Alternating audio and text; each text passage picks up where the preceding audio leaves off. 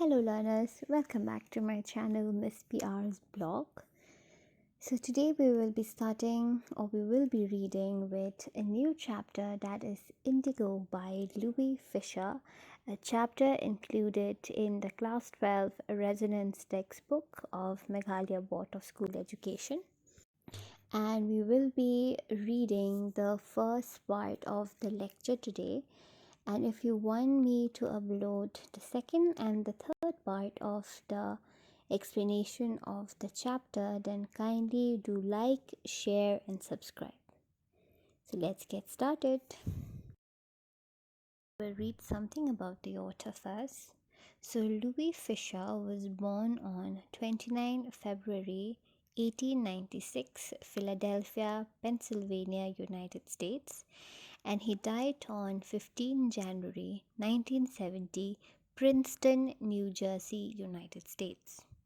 So he was the son of a fish seller born in Philadelphia, and he was also a well-known American journalist of the 1950s. So Fischer was also an American teacher, lecturer, foreign correspondent and a writer. He was also an expert on the Soviet Union, and he wrote a biography of Lenin as well as one of Mahatma Gandhi. He came to India in May 1942 and he was in India for 2 months. During his stay in India, he met Gandhi and he was impressed by him. He wrote several articles covering the Mahatma's meetings in India. He also edited an anthology, which is a collection of pieces of writings or poems called The Essential Gandhi. And he also wrote a biography of Gandhi, The Life of the Mahatma Gandhi, on which the Oscar-winning film Gandhi was based. Now about the text. So Indigo covers an important episode in the life of the Mahatma when he visited Champaran to help the local sharecroppers to get justice. Introduction to Indigo. So the story is based on an interview of the Mahatma with Louis Fischer. So he wrote about him when he visited him at his ashram in Sevagram in 1942, where he was notified about the Indigo movement that was started or initiated by Gandhi. So the story circles or encircle around the struggle of Gandhi and other well-known leaders to protect the sharecroppers from the act of atrocities or brutality of the landowners. So the author describes Gandhi's struggle for the poverty-stricken peasants of Champaran who had to share the crops with the British planters. This made the lives of the peasants very unhappy as they were forced to cultivate indigo according to a deal, and which was against their wishes. Further, we also see that in Indigo, the main topic that the author covers or he tries to portray is that how good leadership can overcome any problem. So the chapter narrates how the leadership of Mahatma Gandhi has ensured or given justice for the oppressed people by using discussions and negotiations. The story Indigo, written by Louis Fischer, tells of Gandhi's struggle for the poor peasants of Champaran. So the peasants were sharecroppers and they were under the British landowners, under a very old agreement where they had to produce indigo on 15%. So this is very important. The sharecroppers had to produce indigo on 50% of the land, and they had to lease or rent it to the landowners. So around 1917, Germany was said to have developed synthetic indigo. which means indigo that comes in a fine powder and has much higher concentration of indigotin than the natural indigo. So indigotin is a blue dye obtained from plants. And since Germany developed synthetic indigo, therefore the British planters they no longer wanted the indigo crop. And then to free the peasants from this old 15% agreement that they had made earlier, they wanted a compensation. So most of the peasants, since they were illiterate, they did not know what to do, so they accepted it. Okay, so on the screen, this is a picture of the plant indigo, and on top of that, there is a picture again, a small picture of the dye, the color indigo, so that you will get a clear picture of what indigo looks like. A continuation. So, however, there were other peasants who refused, and then they hired lawyers to go to court. So, at that time, at the request of a peasant named Rajkumar Shukla, a sharecropper, Gandhiji appeared, or he came in Champaran. He fought for the poor peasants like a very long battle for a year, and he managed to obtain justice for them. So we will see what are the procedures, or what were the steps taken by Gandhi to overcome this battle. Okay, like how to win this battle. So the peasants now they have courage. We will see how Gandhi he instilled courage in the peasants' heart, and how they have realized their rights. And along with so many political and economic struggle, Gandhi also worked on the social level for the people of Champaran. He arranged for education, hygiene, health of poor peasant families, teaching them lessons of self sufficiency, which means to be independent and self supported. And also, he was one of the means to advance the struggle for the independence of India. So, now we will continue with the text. So, in the first paragraph, we see that Louis Fischer visited Gandhi in his ashram in Sevagram in 1942 in central India. So it was in his ashram in Sevagram that Gandhi told the author about his struggle with the British in 1917.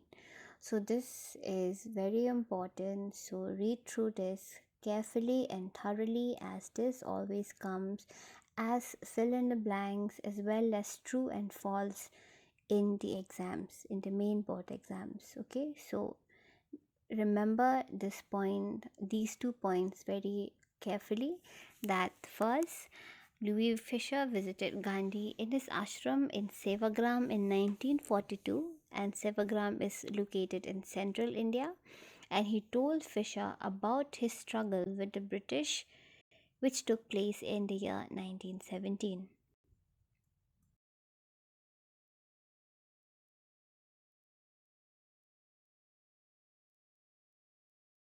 So, in paragraph 2 and 3 from the text, there are some other points to be remembered. The first is it was in December 1916 that Gandhi had to attend an annual convention of the Indian National Congress Party.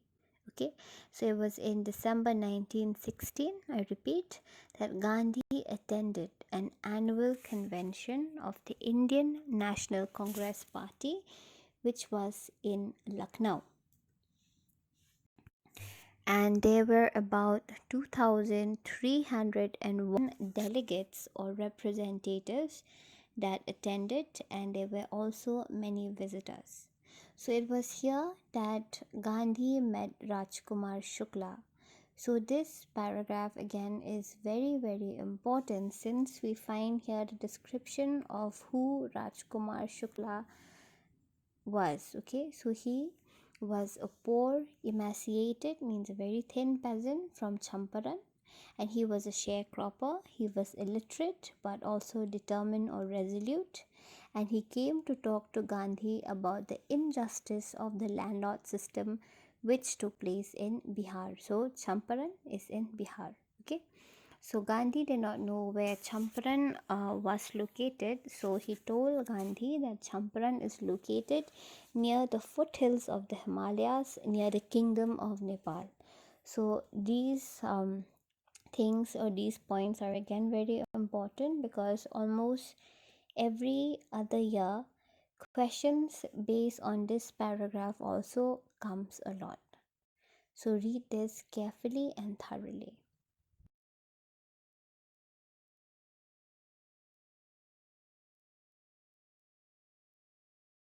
So in paragraph 4 and 5 from the text, we see that Gandhi told Shukla that he won't be able to go with him like right now, because he had an appointment in Kanpur. Okay, so Shukla accompanied Gandhi everywhere, and when Gandhi returned to his ashram in Ahmedabad, Shukla was also with him for several weeks, and then he asked Gandhi to fix a date when he will go along with him to see for himself about the injustice that were done to the sharecroppers.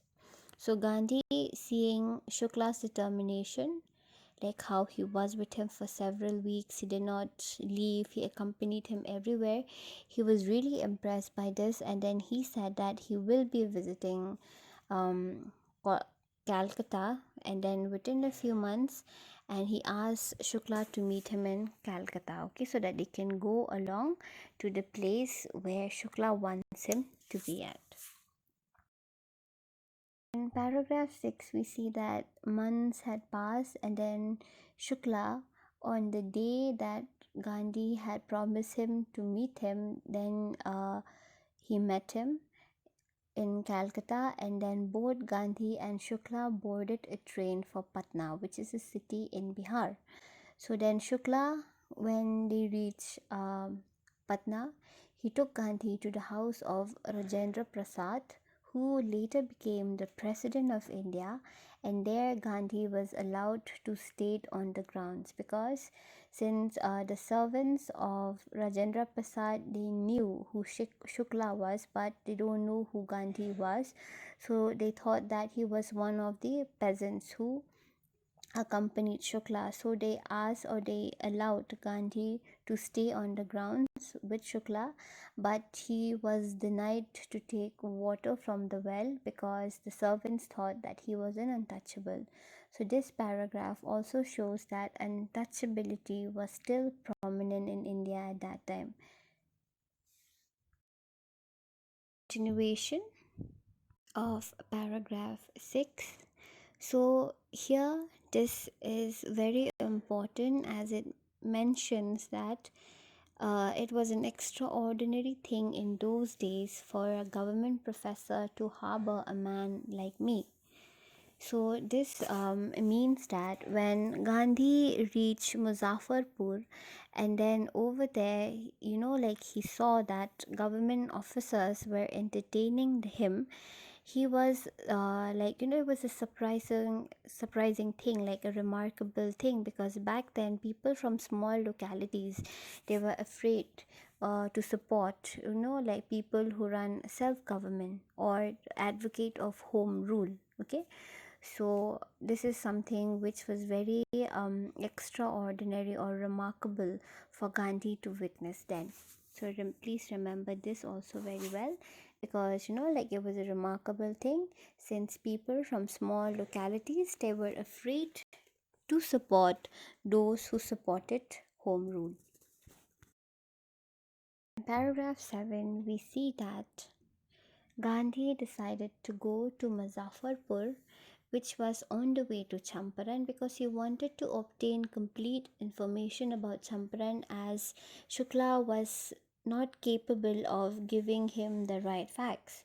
So he accordingly sent a telegram to a professor named Professor J.B. Kripalani, who works at the Arts College in Muzaffarpur, and he met Professor J.B. Kripalani for the first time at Shanti Niketan School run by Rabindranath Tagore.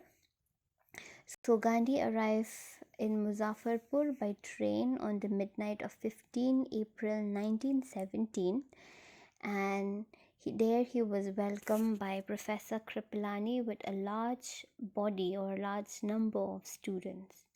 So Gandhi stayed for 2 days in the home of Professor Malkani, who is another teacher who works in a government school.